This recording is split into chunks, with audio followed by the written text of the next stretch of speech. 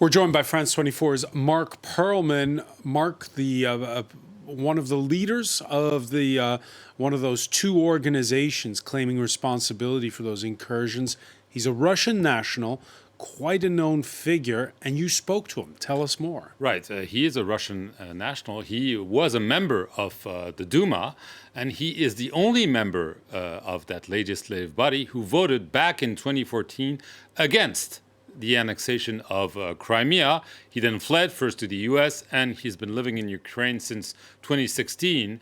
And since the onset of the war, he's been quite active trying to organize Russian resistance, as he calls it, to, first of all, the invasion, but now clearly to the Putin regime. And he is now the political representative of one of those two paramilitary groups. We saw the first one on those images and the soundbite. He represents the Freedom of Russia Legion, as it's called. It's a paramilitary group. And one of the big questions everyone is asking is how much of a coordination is there with Ukraine? The Ukrainian government says, no, these are not our guys. Russia says this is only Ukrainians disguised as Russian. Here is his answer to my question on whether his group and the other group got a green line from the Ukrainian intelligence or political authorities.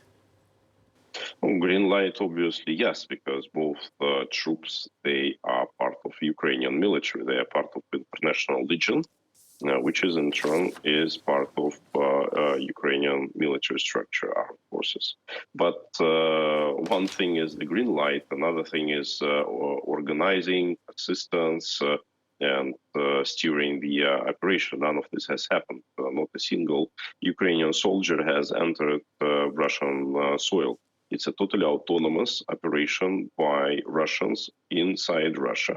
And that's why they are not bound by any obligations that Ukraine has taken in front of international community. We came to liberate our land. What else did Ilya Ponomarev tell you? Well, I asked him, obviously, about what was happening in the border region of Belgorod. And he said everything Russia is claiming is fake news. He said, first of all, we didn't lose a single soldier. Russia claims at least 70 were killed. They were our guys, as he called them, were not repelled. They actually control a swath near the border, 40 kilometers, and they're still ongoing. They're not retreating.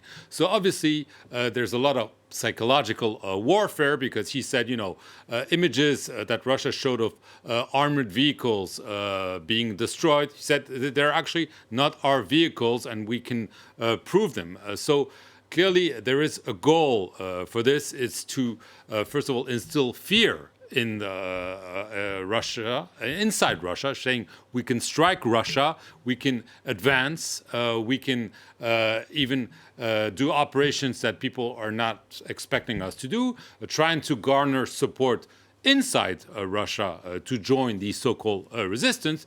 But it's also a way to divert not only the attention, but also the troops from Russia, from areas they control in Ukraine, because, as we know, there is a Ukrainian counteroffensive about to be launched. And clearly, this is both a psychological, but also a tactical way for those paramilitary groups to essentially draw the attention of Russia elsewhere than on the front lines between the Russian troops, the Wagner mercenaries, and the Ukrainian soldiers.